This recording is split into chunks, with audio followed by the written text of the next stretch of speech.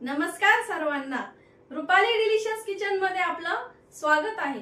आपण आज मस्त असा नाश्त्याचा प्रकार बघणार आहोत, जो घरात आवडत नाही पण बाहेर गेल्यावर खावासा वाटतो सगळ्यांना। तर मऊ लुसलुशीत असा उपमा बघणार आहोत।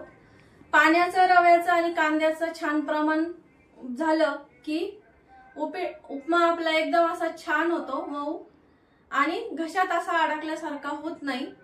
तर चला मग रेसिपीला सुरुवात करूया।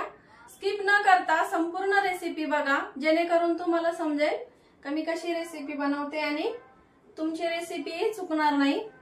चला मग साहित्याकडे वळूया। 1 वाटी बारीक रवा घेतलाय। तुम्हाला जर एक सुटसुटीत आणि दाणेदार उपमा हवा असेल तर तुम्ही इथं जाड रव्याचाही वापर करू शकता। 2 मीडियम साइजचे कांदे घेतले, जेणेकरून हा याच्या अर्धा कांदा होईल तयार कट करून। 1 टोमॅटो घेतलाय, बारीक चिरलेली कोथिंबीर घेतलीये, कढीपत्ता, शेंगदाणे ऐवजी तुम्ही इथं हिरवे मटारही वापरू शकता। बारीक चिरलेले 3 ते 4 हिरवी मिरची, फोडणीसाठी मोहरी, जिरं, हळद आणि चवीपुरतं मीठ। आणि आपण रव्याचे तिप्पट पाणी घेतलंय, म्हणजे एक वाटी रवा घेतलाय तर ही 3 वाट्या पाणी घेतलंय आपण इथं, जेणेकरून आपला उपमा एकदम असा मऊ लुसलुशीत होईल। आणि हे मी पाणी रवा भाजेपर्यंत गरम करून घेणार आहे। पाणी आपल्याला इथं गरमच वापरायचं आहे। 1 छोटासा चमचावर तेल टाकून घेते। इथं तुम्ही तूपही वापरू शकता तेलाऐवजी। रवा स्वच्छ निवडून घेतलेला आहे। कढई गरम झाली की गॅस कमी करायचा, मीडियम करायचा। मीडियम गॅसवरच आपल्याला रवा छान थोडासा भाजून घ्यायचा आहे। खूप जास्त लाल रंगावरती नाही भाजायचा आहे। एक म्हणजे आपण शिरा वगैरे बनवतो ना, त्या प्रकारे नाही भाजायचा आपल्याला, त्यापेक्षा थोडासा कमी भाजायचा। हलकासा लाल झालाय आता रवा, काढून घेते मी आता रवा इथं काढून घेतलाय आणि फोडणी देऊन घेऊया। 1 ते 1.25 पळी इथं तेल टाकायचं आहे आपल्याला।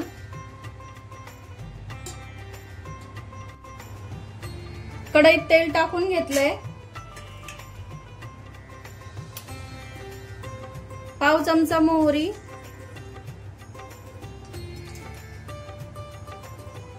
मोहरी तडतडली की अर्धा चमचा जिरं छान फुललं की कट केलेली हिरवी मिरची, तुम्ही इथं कमी अधिक करू शकता हिरवी मिरची, तुम्ही कसं तिखट खाता त्याप्रमाणे। मिरची जरा फ्राय झाली की कांदा टाकायचा। कांदा छान ब्राऊन रंगावरती परतून घ्यायचा आहे। खूप जास्त पण नाही करपवायचा, थोडासा तांबूस रंग येऊ द्यायचा आहे। कांदा थोडासा भाजला की कढीपत्ता टाकून घ्यायचा आणि कढीपत्ता थोडासा परतला की टोमॅटो टाकून घ्यायचा आहे।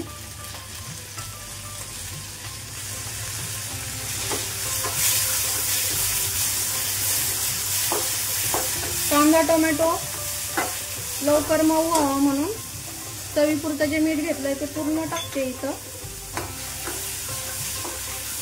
कांदा टोमॅटो छान परतलाय। पाव चमचा हळद टाकते। तुम्हाला हळद नसली वापरायची इथं तर पांढरं उपीट पण छान लागतं। आणि शेंगदाणे घेतले होते ते पण इथंच टाकते। फोडणी एकदम अशी खमंग बसली पाहिजे, त्यामुळे पदार्थ एकदम छान रुचकर लागतो। आणि भाजून घेतलेलं इथं आपण आता रवा घालून घेणार आहे। हा पण छान भाज्यांमध्ये पूर्ण टोमॅटो कांद्यामध्ये छान परतून घ्यायचा आहे।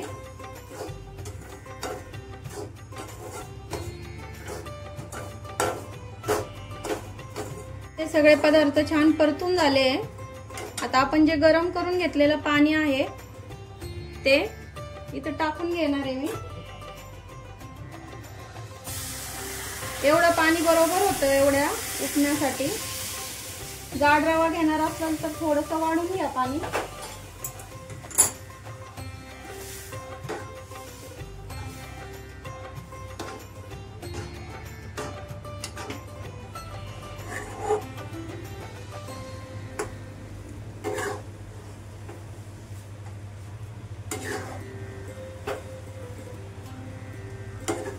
पाणी वगैरे सगळं मिक्स केलं की शेवटी सगळी कोथिंबीर टाकून घ्यायची आहे आपल्याला.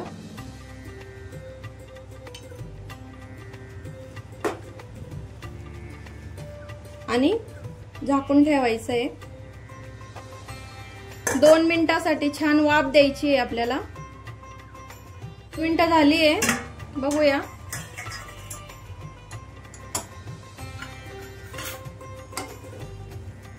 बघा कसा मऊ लुसलुशीत असा उपमा तयार झालाय आपला. अगदी बाहेर मिळतो तसाच. घरी सुद्धा सगळे आवडीने खातील. नक्की ट्राय करा तुम्ही. सर्व करून घेते मी आता.